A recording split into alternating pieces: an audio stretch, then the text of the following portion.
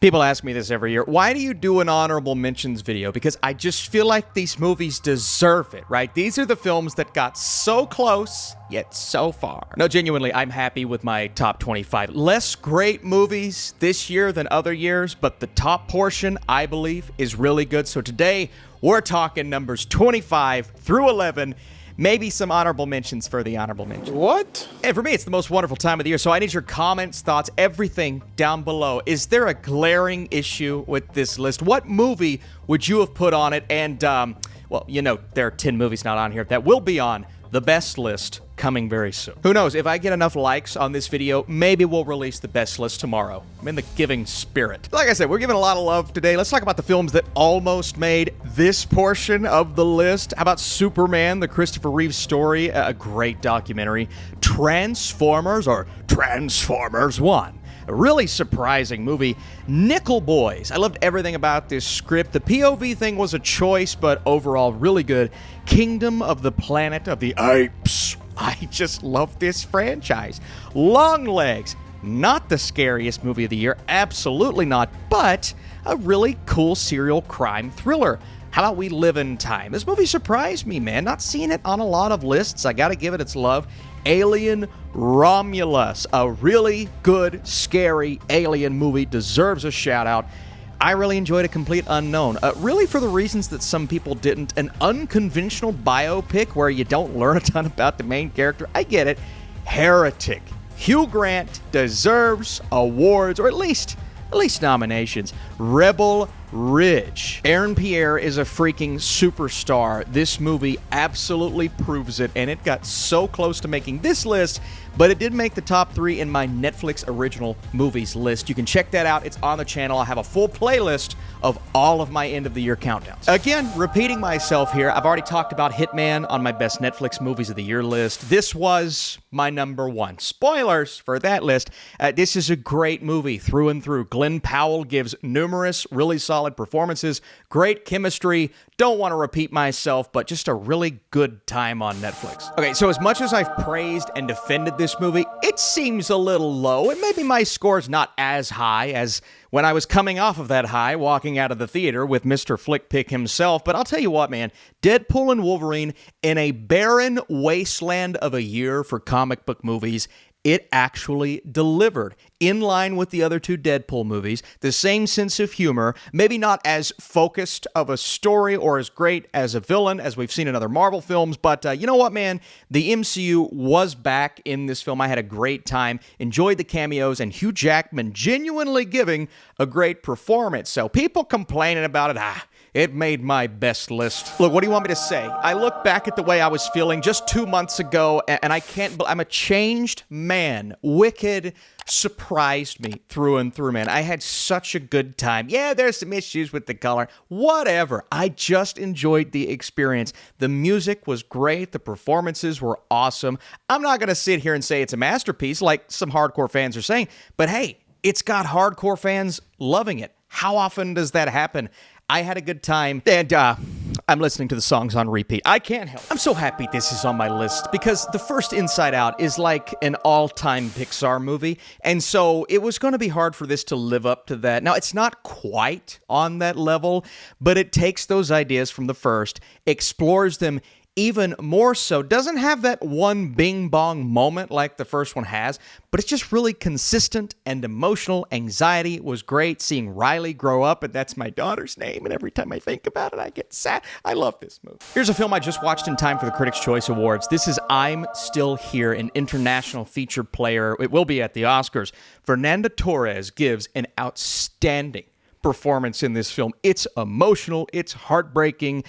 All of these kids, their mother's looking after them while their father is taken in for questioning. He does not return, and then they go after the mother and some of the children. Taking place in Brazil, 1971, this movie is as real and true and honest as it gets. It's a little lengthy, but my goodness, man, the emotional impact and really the emotional toll by the end makes it worth a watch. This is one of the most well-made movies of the year. Next up, how about one of the most surprising movies of the year? Absolutely. This is Hundreds of Beavers. If you want a live-action Looney Tune cartoon that is filmed so exquisitely on a super low budget in its own unique way, I mean, this movie progressively gets funnier and funnier, capitalizing on these hilarious comedy tropes and bits. And as it builds, you start to really get with the flow of what it's doing. It's not going to be for everyone. Like I said, it is kind of a live-action cartoon, a little repetitive here and there. Maybe it would have worked better as a short film, but you have to appreciate and respect the uniqueness and the comedy in a year where movies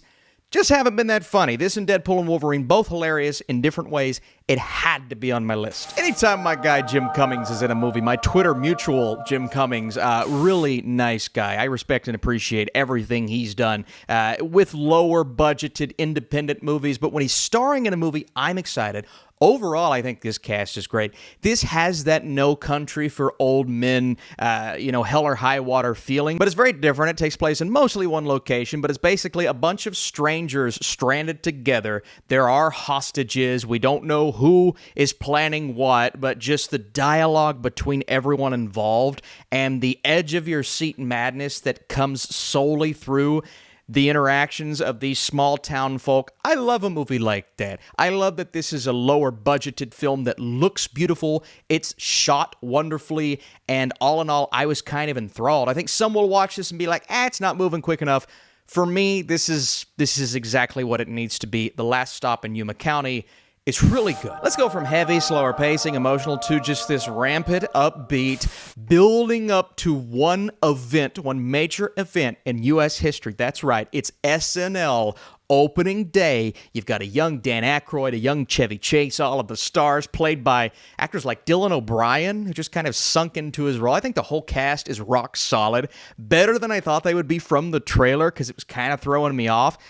But I was just in it the whole time, man. Like the interactions, the comedy, how chaotic it was on set, how people acted, how people reacted to those actions that were throwing everybody off.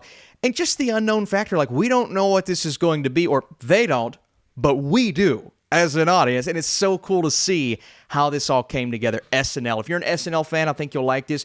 But if you're just a fan of these types of movies, I really think you'll enjoy it. Saturday night worked for me. I don't want this to be Clint Eastwood's final outing. My God, the man's in his mid-90s. But if it is, he went out on a high note in his directing career, all right? He's still alive. This movie's really good, man. Look, there are some conveniences within Clint Eastwood's style of really only doing one take, and there are moments where I'm like, they could have done that a bit better.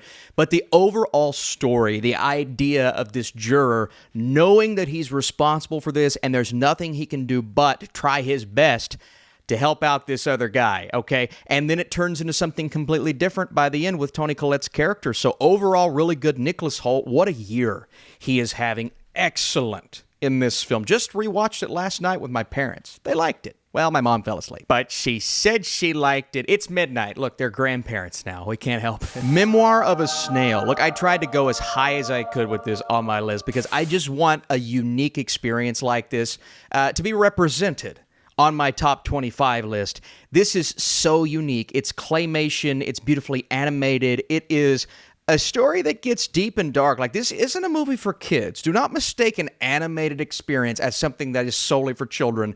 That is a big mistake on the viewer's part if they decide to approach it like that. And approaching this movie like that specifically is wrong in every way because adults need to watch this movie. It's beautifully dire and sad. It's all about an orphaned misfit who's just trying to make the best out of a series of crappy situations and trying to just go through life and try to appreciate the small things. But Memoir of a Snail is unlike anything you'll see in 2024, and it deserves to be on numerous lists. Strange Darling. It's about a serial killer going on a murder spree. It's such a unique movie that, when I say that out loud, you're like, I've seen this 1,000 times before. What is truly unique about this movie, Austin? Well, just wait. Because not only is it told out of order, I mean completely out of order, you're trying to figure out, put the puzzle pieces together in your head for something that seems so simple on its surface, it is also a movie that holds unique surprises around every single corner. And JT Molnar does an excellent job of bringing it all together. And the performances. Kyle Gallner, excellent as always. Willa Fitzgerald, great. IMDb, the cinematographer of this movie, you may be in for a surprise. Overall, Strange Darling, one of the coolest, most unexpected movies of 2024. DD, a film where we are following around our young character in Chris, where he's trying to make it through school, through puberty, through dealing with girls, through dealing with friends in the early-ish 2000s, and they capture this time period. I say time period like it wasn't just, oh my God, it was more than 15 years ago. So are the early 2000s like nostalgic now? Is that what my brain, I don't comprehend it? What do you mean? The main character and I, we were almost the same age in 2008. So you put the puzzle pieces together, you could probably figure out why I love this movie. I was awkward. I didn't know how to talk to women. I didn't know how to approach anything, and you mix all of these emotional aspects together, and you bring in some great performances by his sister and his mother, and all of these performances are wonderful. He's also a Taiwanese American boy, so there are aspects of this story that are so attached to his journey that you can appreciate, but also relate to literally everything else he's going through. So it's going to hit me harder than others, obviously, but it's gotta be one of the best movies of the year. It has to be. It's so beautifully told. Oh, that's what I hate about making these lists. I want to put The Wild Robot in my top 10 so bad. It's killing me. This movie is so wonderful. This is DreamWorks at its absolute best. Such a simple story, and they're taking elements from other animated movies, bringing them in here, mixing and matching, but creating something so standalone. Like, yeah, you could say, oh, The Wild Robot is just another Iron Giant. It's not, but no.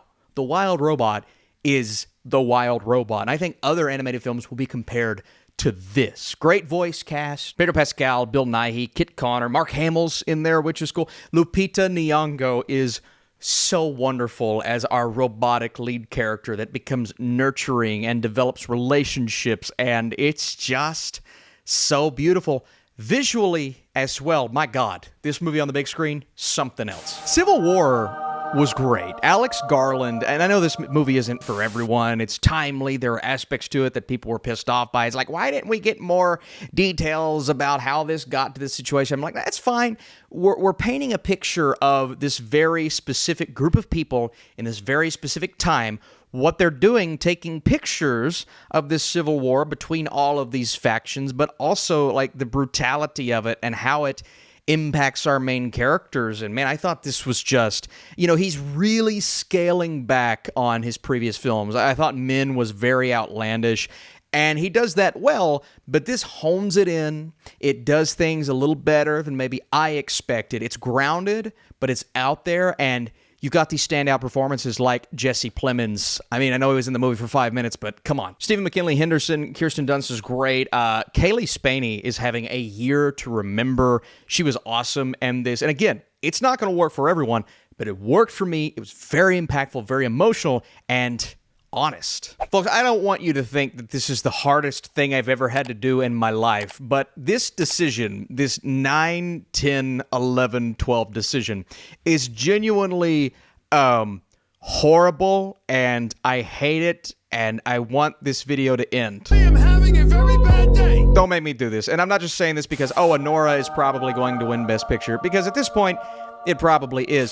So it has to be in my top 10, right? No, I want to be honest with you and tell you that there are 10 movies that I would just put a little bit higher than Anora because they stuck with me a bit more. That's nothing against Anora. It's my number 11 movie out of 180. It's not my favorite Sean Baker film. That is still The Florida Project, absolutely. But Mikey Madison is so raw and emotional and unfiltered, but also reserved and wonderful, and you're rooting for her, even though at the same time you're like, why are you doing this? What is wrong with you? It's not just her. I mean, some great supporting performances. Obviously, Sean Baker's direction. Look, he's not a director for everyone. He is a director for me. I think his visual style, along with just how he captures humanity so interestingly in every movie that he directs, so differently, right?